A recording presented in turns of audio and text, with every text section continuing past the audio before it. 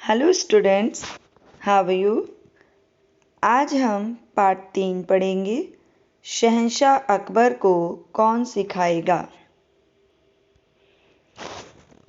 इसकी पहली पाठ योजना का नाम है कहानी का शीर्षक और चित्र।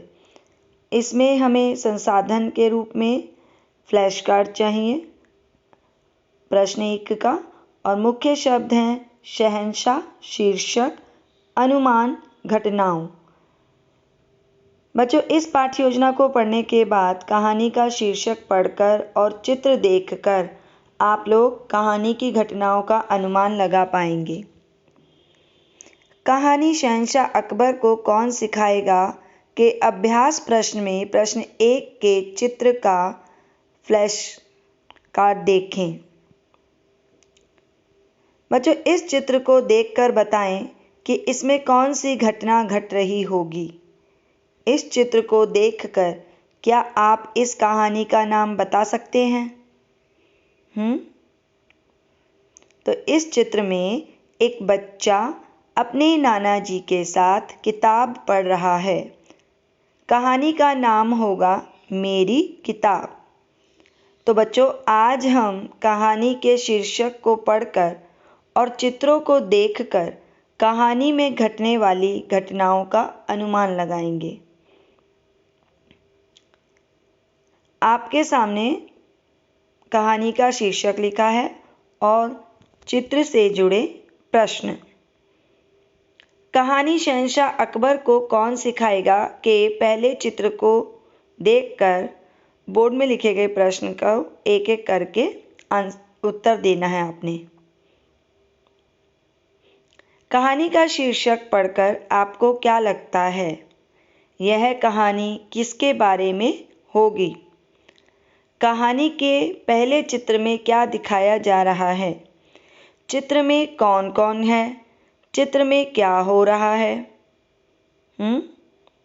शीर्षक को पढ़कर लगता है कि यह कहानी शहंशाह अकबर के बारे में होगी। पहले चित्र में शहंशाह अकबर का दरबार दिखाई दे रहा है, जिसमें उनका प्रिय सेवक बीरबल और कुछ लोग दिखाई दे रहे हैं। शहंशाह अकबर गुस्से में बीरबल से कुछ कह रहे हैं। तो बच्चों, अपने साथी के साथ कहानी के अन्य चित्रों के बारे में बातचीत करनी है आपने, और चित्रों में क्या क्या दिखाया जा रहा है, चित्रों में कौन कौन हैं, वे क्या कर रहे हैं, ये आप लोग जोड़ों में बैठकर करेंगे। अब इसमें पहला प्रश्न यह है कि कहानी के शीर्षक से आपने क्या अनुमान लगाया। इस कहानी में किसे सिखाने की बात की जा रही होगी।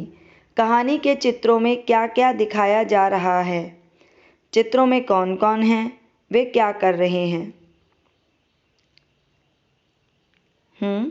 कहानी के शीर्षक से हमने यह अनुमान लगाया कि इस कहानी में शहंशाह अकबर को सिखाने की बात की जा रही है। चित्रों में अकबर बीरबल से बातें कर रहे हैं और दरबारी उन्हें ध्यान से सुन रहे हैं।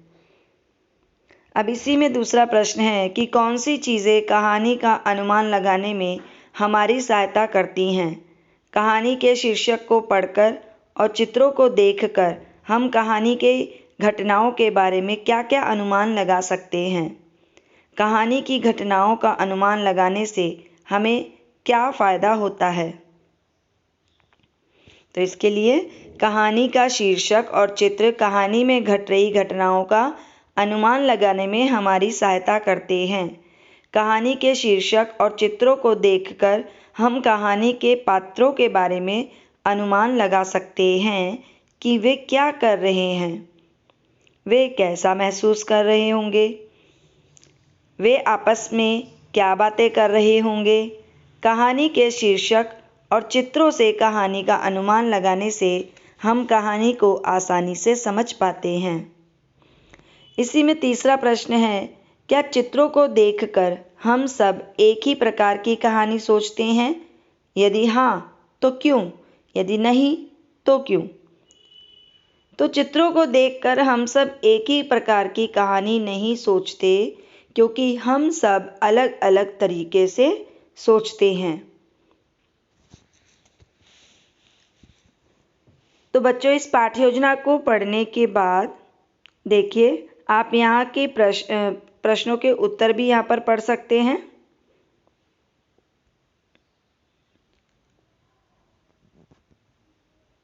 यहाँ पे देखिए, इस चार्ट की सहायता ले सकते हैं कि कहानी के शीर्षक और चित्रों से कहानी का अनुमान। कहानी के पात्र कौन कौन हैं, पात्र कैसा महसूस कर रहे हैं, कहानी में किन मुख्य घटनाओं को दिखाया जा रहा है, पात्र आपस में क्या क्या बातें कर रहे होंगे। तो हम इन प्रश्नों के द्वारा भी जान सकते हैं चित्रों से हम कैसे कहानी का अनुमान लगाते हैं। बच्चों, इस पाठ्य योजना को पढ़ने के बाद आप लोग कार्यपत्र 3.1 करेंगे और गृह कार्य में आप लोग एक्सीड पाठ्य पुस्तक में से अभ्यास प्रश्न 1 और 2 के उत्तर लिखेंगे। अब हम पाठ्य योजना 2 पढ़ेंगे, जिसका नाम है कहानी की घटनाओं का क्रम।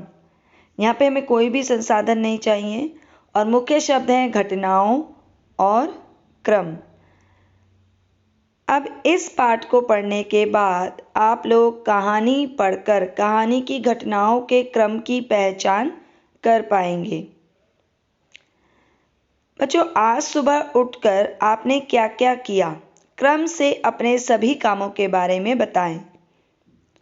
तो आप लोगों की अलग अलग दिनचर्या हो सकती है, तो आपके उत्तर भी अलग अलग होंगे।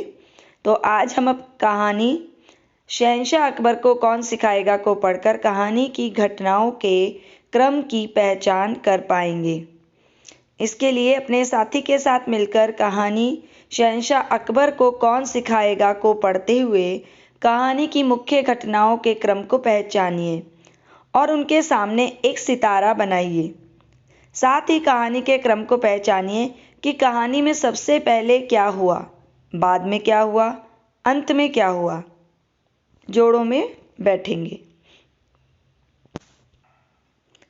इस कार्य को करने के बाद पहला प्रश्न यह है कि कहानी में सबसे पहले क्या हुआ, उसके बाद क्या हुआ, फिर क्या हुआ और अंत में क्या हुआ। तो इसमें कहानी में सबसे पहले शहंशाह अकबर ने चतुर ना होने की चिंता जताई। उसके बाद बीरबल ने इसका उपाय सोचा और कुछ लोगों को दरबार में ले आए। उसके बाद अकबर और बीरबल के बीच बातचीत होती रही।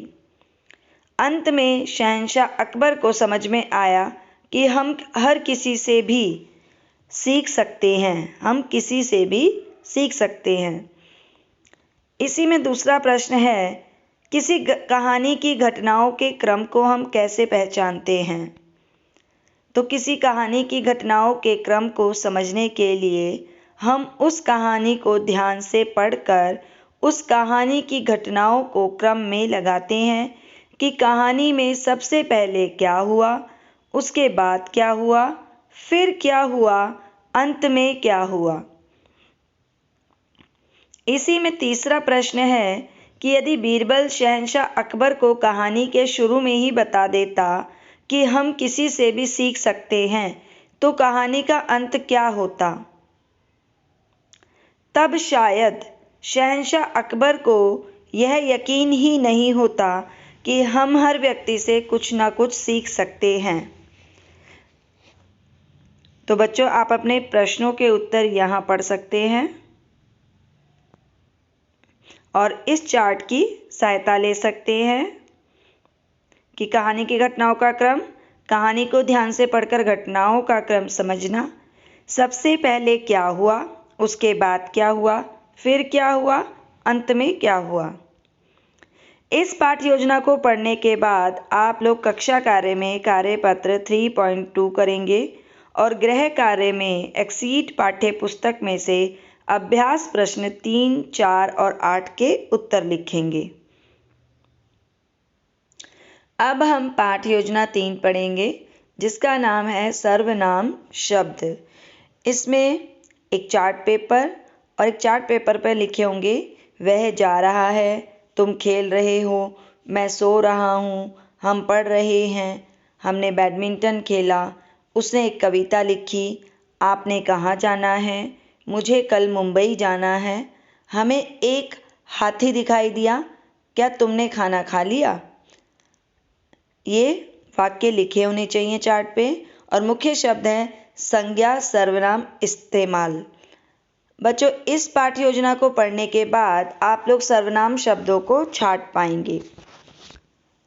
अच्छा बच्चों, आपके सामने अगर वाक्य लिखे हों कि रवि विद्यालय जाने के लिए तैयार है, वह अपने दोस्त का इंतजार कर रहा है, तो बताइए कि इन दोनों वाक्यों को पढ़कर बताएं कि इनमें क्या अंतर है।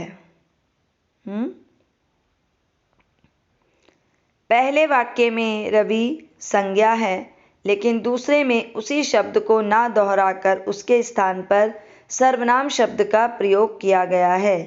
जो शब्द नाम के स्थान पर यानी संज्ञा के स्थान पर आते हैं उन्हें सर्वनाम कहते हैं। जैसे पहले वाक्य में रवि नाम का प्रयोग किया गया, लेकिन दूसरे वाक्य में रवि न लिखकर उसके लिए वह लिखा गया, तो वह क्या है, सर्वनाम है। आज हम सर्वनाम शब्दों को छांटेंगे। इसके लिए जो वाक्य मैंने पहले बताए थे उनमें से आपको पढ़ना है पहले उन्हें, और उन वाक्यों में आए सर्वनाम शब्दों के बारे में अपने साथी के साथ चर्चा करनी है। अपने लिए इस्तेमाल किए जाने वाले सर्वनाम शब्दों और दूसरों के लिए इस्तेमाल किए जाने वाले सर्वनाम शब्दों को अलग अलग करके बोर्ड पर बनी तालिका बनाकर उत्तर पुस्तिका में लिखिए। इसमें आप जोड़ों में बैठेंगे। इस कार्य को करने के बाद पहला प्रश्न है कि वाक्यों को पढ़कर आपने किन शब्दों को छांटा। वाक्यों में आए किन शब्दों का इस्तेमाल हमने अपने लिए और किन शब्दों का इस्तेमाल हमने दूसरों के लिए किया। तो वाक्यों को पढ़कर हमने सर्वनाम शब्दों को छांटा। वाक्यों में आए मैं, मुझे, हम, हमें, हमने जैसे शब्दों का इस्तेमाल हमने अपने लिए और तुम, वह, उसने, तुम्हें, आपने जैसे शब्दों का इस्तेमाल हमने दूसरों के लिए किया। इसी में दूसरा प्रश्न है कि हम सर्वनाम शब्दों का प्रयोग क्यों करते हैं। किसी वाक्य में हम किस किस तरह के सर्वनाम शब्दों को पहचान सकते हैं। क्या सर्वनाम शब्दों के वचन बदलकर भी उन्हें लिखा जा सकता है। तो बार बार संज्ञा शब्दों को दोहराने से उन शब्दों को सुनना और पढ़ना अच्छा नहीं लगता है। इसलिए संज्ञा शब्दों के स्थान पर हम सर्वनाम शब्दों का प्रयोग करते हैं। जिन वाक्यों में मैं, हम, तुम, मेरा, वह, उसका आदि शब्द हों वे सर्वनाम शब्द होते हैं। हाँ, सर्वनाम शब्दों के वचन बदलकर भी उन्हें लिखा जा सकता है। जैसे वह जा रहा है, तो हम क्या कर सकते हैं कि वे जा रहे हैं, ये बहुवचन हो गया। इसी में तीसरा प्रश्न है, क्या हम एक ही वाक्य में एक से अधिक सर्वनाम शब्दों का प्रयोग करके वाक्य बना सकते हैं। कैसे, उदाहरण सहित बताइए। हाँ, हम एक ही वाक्य में एक से अधिक सर्वनाम शब्दों का प्रयोग कर सकते हैं। जैसे वह तुम्हारा भाई है, तो इसमें वह भी यूज हो गया और तुम्हारा भी। अब इन प्रश्नों के उत्तर आप यहाँ पर पढ़ सकते हैं। और ये देखिए, यहाँ पे ये चार्ट है, इसकी सहायता से आप अपने प्रश्नों के उत्तर लिख सकते हैं। बच्चों, इस पाठ्य योजना को पढ़ने के बाद आप लोग कक्षा कार्य में कार्यपत्र 3.3 करेंगे और गृह कार्य में एक्सीड पाठ्य पुस्तक में से अभ्यास प्रश्न 5, 6, 7 के उत्तर लिखेंगे। अब हम पाठ्य योजना 4 पढ़ेंगे, जिसका नाम है कहानी का नक्शा। इसके में चार्ट पेपर और स्केच पेन चाहिए और मुख्य शब्द है नक्शा, आरंभ, मध्य और अंत। बच्चों, इस पाठ्य योजना को पढ़ने के बाद आप लोग कहानी के नक्शे का इस्तेमाल करते हुए घटनाओं का आरंभ, मध्य और अंत लिख पाएंगे। अच्छा, किसी छुट्टी वाले दिन आप कौन कौन सी खास चीज़ें करते हैं? सुबह क्या करते हैं, दोपहर को क्या करते हैं और शाम को क्या करते हैं? तो इसमें देखिए आपके उत्तर अलग अलग हो सकते हैं। तो आज हम शहंशाह अकबर को कौन सिखाएगा कहानी का नक्शा तैयार करते हुए घटनाओं का आरंभ, मध्य और अंत लिखेंगे। बच्चों, इसके लिए आपने समूह के साथ चर्चा करते हुए एक चार्ट पर कहानी के नक्शे को बनाते हुए कहानी शहंशाह अकबर को कौन सिखाएगा का शीर्षक, उसके मुख्य पात्र, कहानी का घटना स्थल और कहानी का आरंभ, मध्य और अंत लिखना है। इस कार्य को करने के बाद जो पहला प्रश्न है वह यह है कि कहानी का शीर्षक क्या है, कहानी में कौन कौन से पात्र हैं, कहानी कहाँ घटी। तो कहानी का शीर्षक है शहंशाह अकबर को कौन सिखाएगा। इस कहानी के मुख्य पात्र अकबर और बीरबल हैं। बाकी कुछ अन्य पात्र भी हैं, जैसे किसान, मालिन, कचरा बीनने वाला आदि। यह कहानी शहंशाह अकबर के दरबार में घटी। इसी में दूसरा प्रश्न है कि किसी कहानी की शुरुआत, मध्य और अंत में क्या होता है। तो कहानी की शुरुआत में पात्रों और स्थान के बारे में बताया जाता है। मध्य में कहानी में कभी कभी किसी समस्या के बारे में बताया जाता है और कहानी के अंत में उस समस्या के समाधान के बारे में बताया जाता है। इसी में तीसरा प्रश्न है, आपको क्या लगता है कि कहानी में क्या बदलाव आता यदि कहानी में बीरबल, किसान, मालिन और आदि लोगों के गुण ही ना बता पाता और शहंशाह अकबर के गुस्से से डर जाता। तब शहंशाह अकबर बीरबल पर गुस्सा करते कि वह उनके दरबार में इन सब लोगों को तो ले आया है, लेकिन उनकी जो मुख्य समस्या थी कि वह सब कुछ सीखना चाहते थे, उस समस्या का हल ही नहीं निकला। तो बच्चों, इन प्रश्नों के उत्तर यहाँ लिखे हैं, आप फिर से पढ़ सकते हैं और इसमें आप कहानी का देखिए नक्शा है, ये इस तरह से आप कहानी के नक्शे को पढ़ सकते हैं। यहाँ पे तो कहानी का नक्शा इस तरह से आप बना सकते हैं। तो बच्चों, इस पाठ्य योजना को पढ़ने के बाद आप लोग कक्षा कार्य में कार्यपत्र 3.4 करेंगे और गृह कार्य में उत्तर पुस्तिका में एक्सीड पाठ्य पुस्तक में से अभ्यास प्रश्न 9 और 10 तथा मैंने सीखा के उत्तर लिखेंगे। Thank you.